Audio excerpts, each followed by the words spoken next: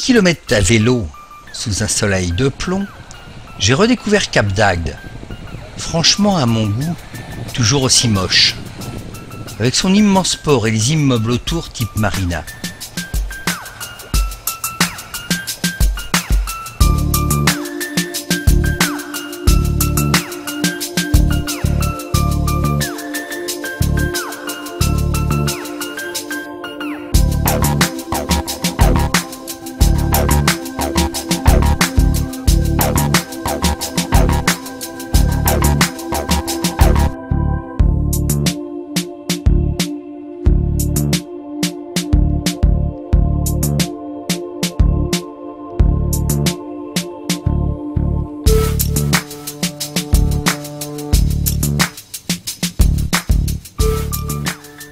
Que sont devenus les beaux petits ports d'antan pleins de charme?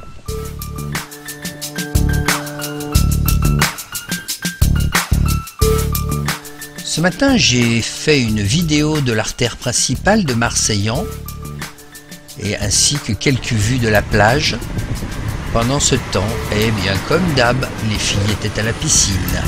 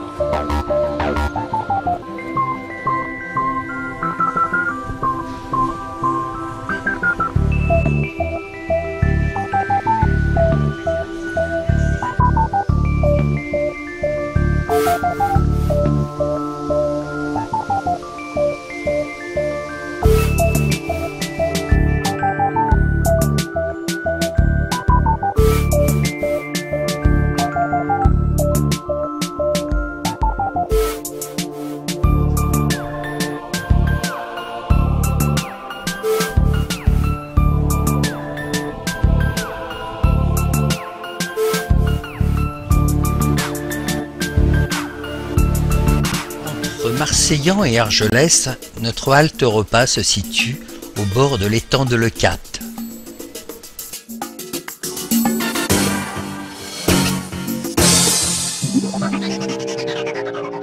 Le Lydia est l'image de la ville de Barcarès. C'est un paquebot typique des années 30. Son histoire est assez classique pour un bateau de cet âge, si ce n'est sa fin originale.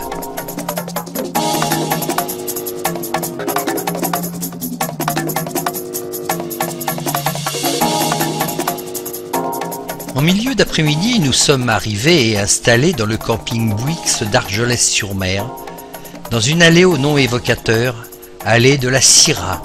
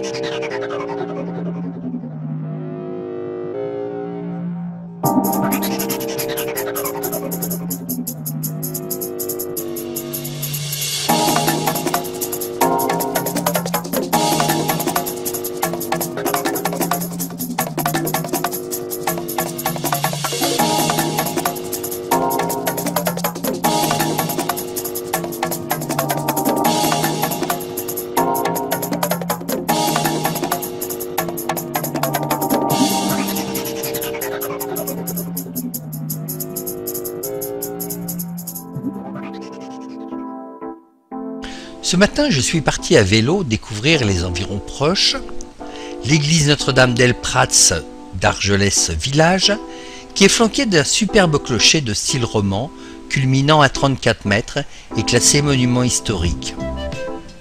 Bien que sa construction n'ait pas été achevée, c'est un des clochers-tours les plus élevés du Roussillon. C'est ce qui lui permit d'être à la fois successivement tour à signaux et de vigie, beffroi communal, donjon et clocher. Il comporte 3 étages, 3 belles salles voûtées d'ogives et la partie réservée aux cloches.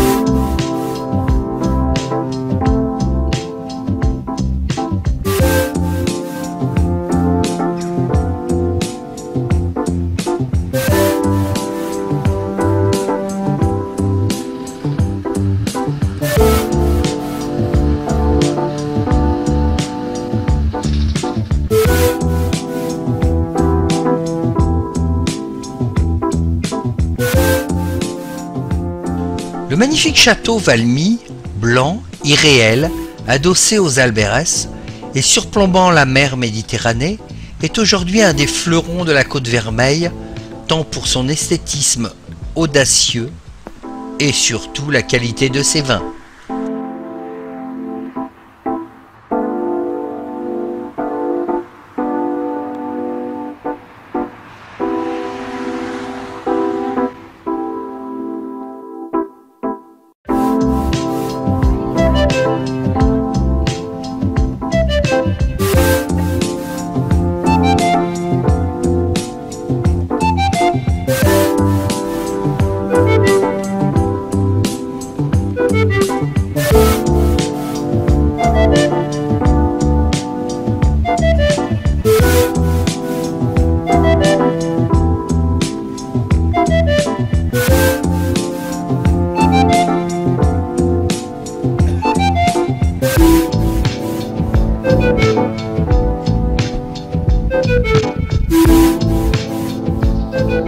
Jusqu'à la fin de la guerre 39-45, le Racou était véritablement le coin tranquille, paisible et loin de tout.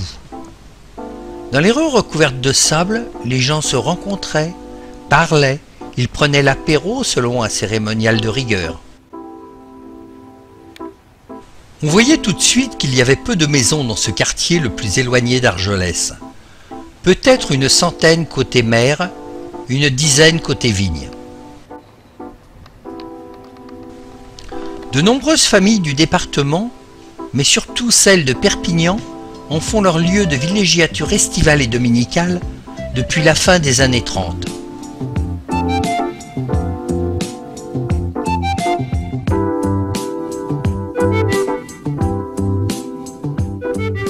On y vivait une expérience communautaire d'une autre époque. Pas d'eau, pas d'égout, pas d'électricité. L'électricité arriva en 1956, l'eau en 57 et les égouts en 58.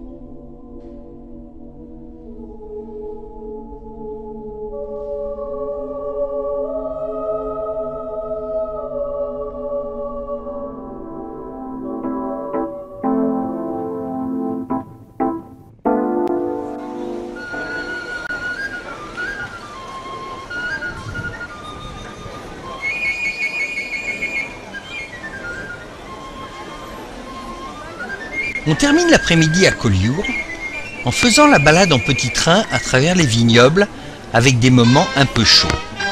Montée au château d'Elne, point de vue d'où l'on domine la baie de Collioure d'un côté et Port-Vendre de l'autre. C'est tout simple, et vous suffit juste de lire la petite pancarte jaune sur le...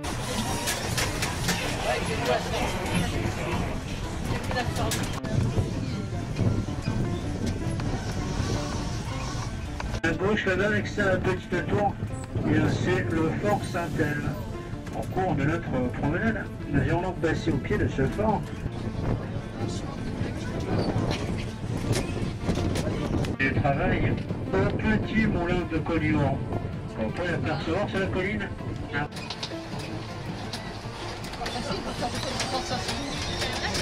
Et à droite.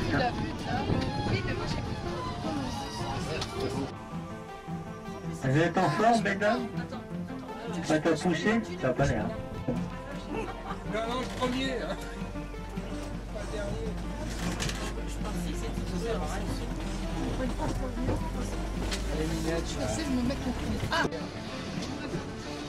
En tout cas, moi j'ai aucun d'un dernier wagon là, qui n'ont pas l'air trop rassurés. Hein. Non, ça va. Donc bien sûr, on va pas les laisser là.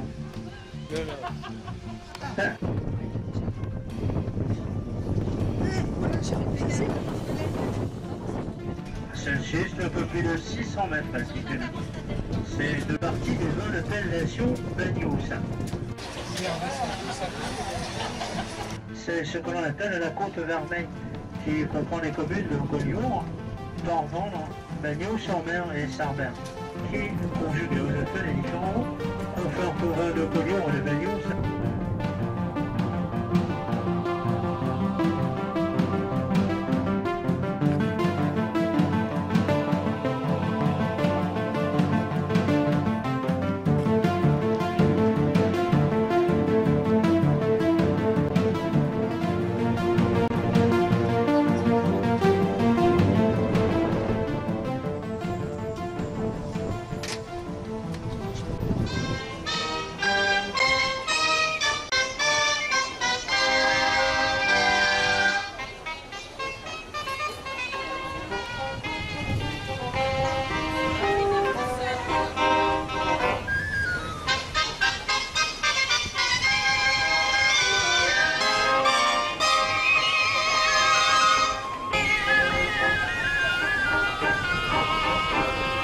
Comme tout le monde, nous nous dirigeons vers le port afin d'assister au feu d'artifice tiré par la Croix-Ruggieri, dont vous ne verrez ici que le bouquet.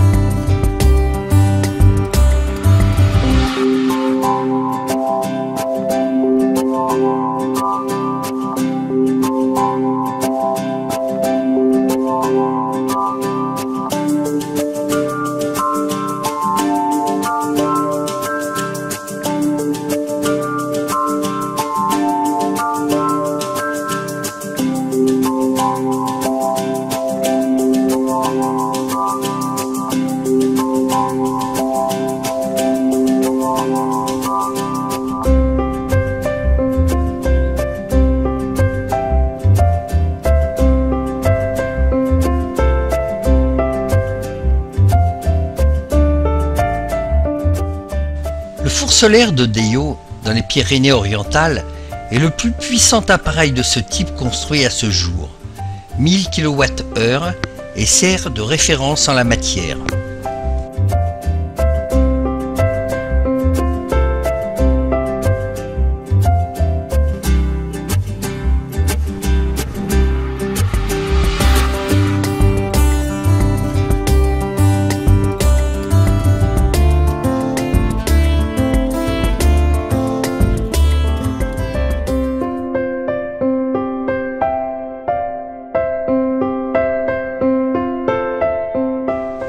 L'église Saint-Jean-Saint-Louis fut érigée en 1872 en face du marché couvert.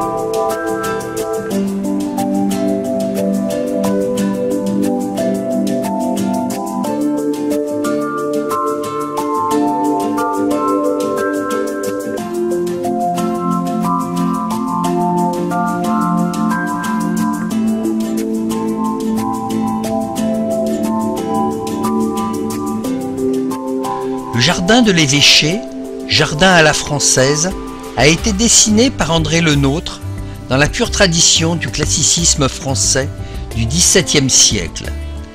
Véritable vitrine de la ville, il est un passage incontournable pour tout visiteur. Ce havre de verdure, cadeau précieux de l'histoire, est un lieu de vie très apprécié des Castrets.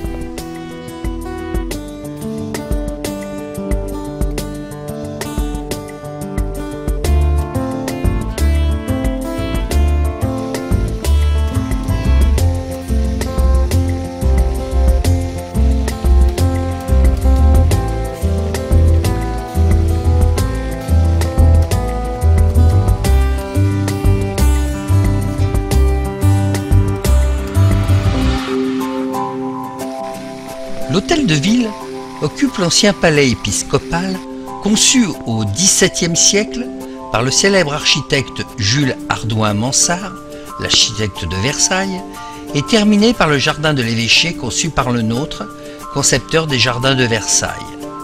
Près du palais, la tour Saint-Benoît d'architecture romane est le seul vestige de la vieille abbaye bénédictine.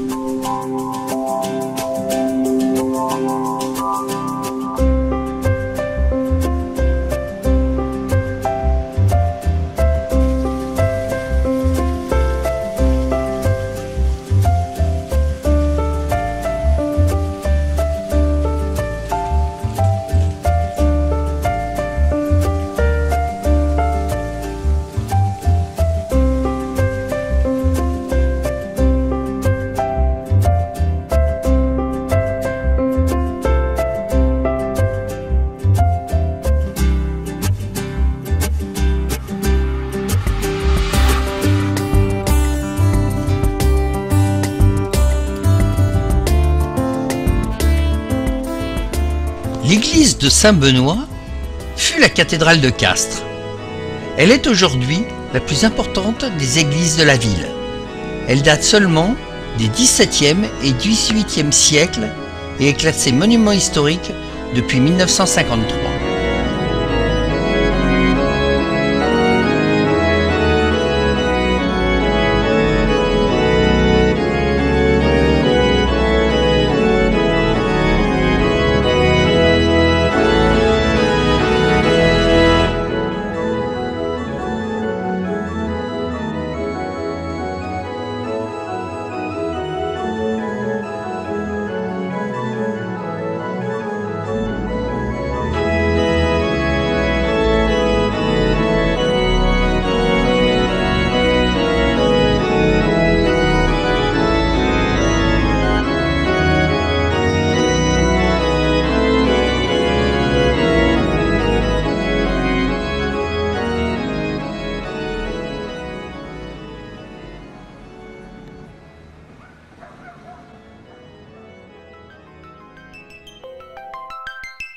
Le Miredam est un bateau en bois construit en 1990 sur le modèle des anciennes diligences fluviales qui ont parcouru les rivières et canaux jusqu'à la fin du 19e siècle.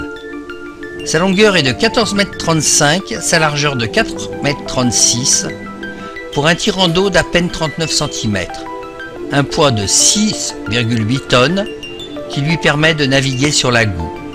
Il peut embarquer jusqu'à 60 passagers.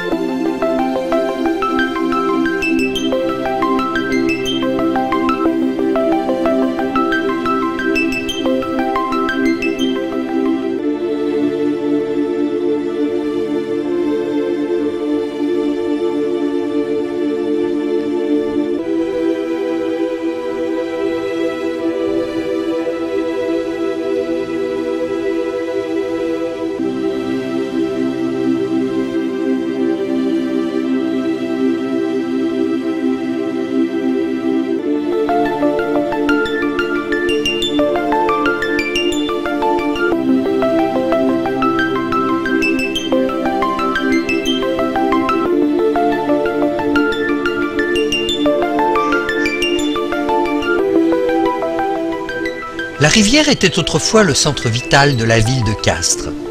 Les maisons sur la Goût ont été dès le Moyen-Âge le lieu d'activité principal des Castrais.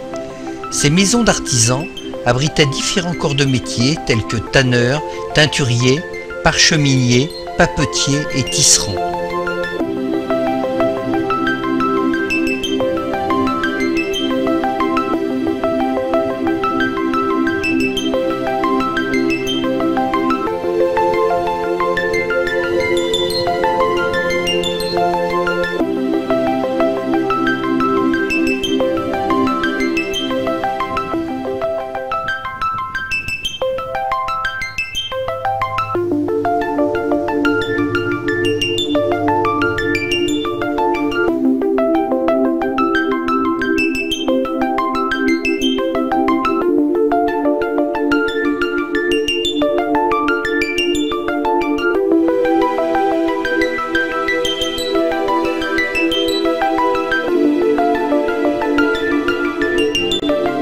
De l'embarcadère du centre-ville, après être passé sous le pont Miredam, vous remontez doucement les boucles verdoyantes de la Goût pour atteindre 20 minutes plus tard le parc de Gourjade, espace naturel de 53 hectares dédié à la promenade et aux loisirs, où est situé le terrain de camping où nous étions.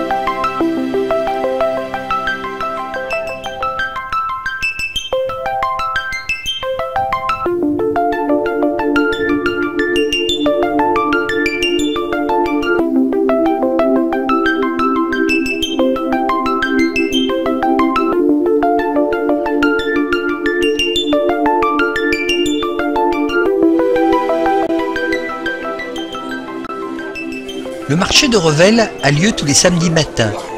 Il est classé parmi les 100 plus beaux marchés de France. Environ 250 à 300 commerçants non sédentaires. Vous y trouverez tous les produits que vous cherchez.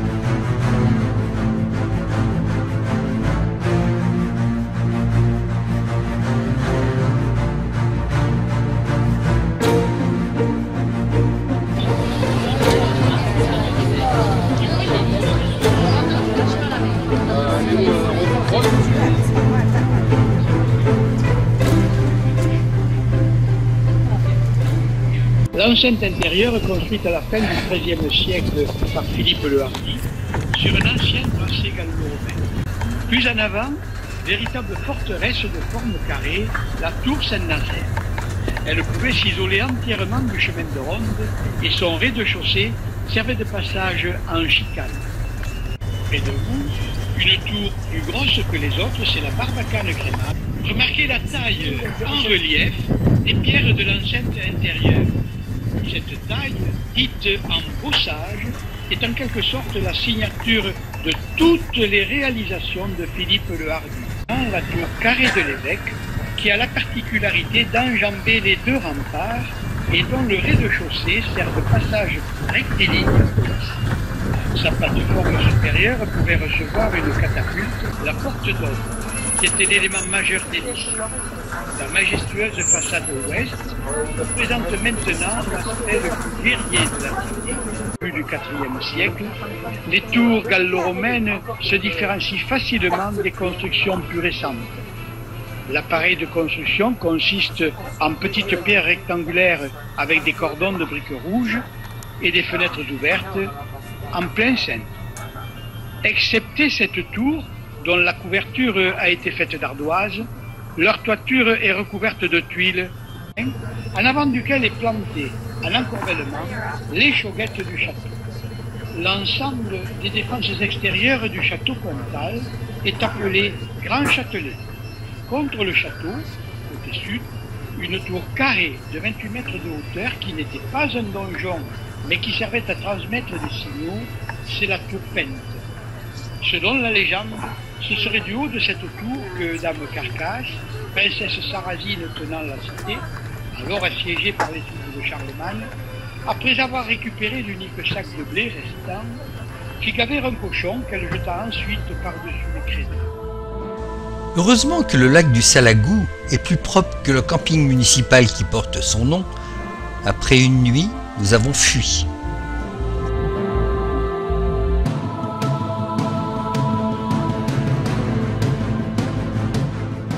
Nous avons donc terminé cette balade en terre catalane par la Couvertoirade. Au cœur du Larzac, un témoignage vivant de la présence templière et hospitalière.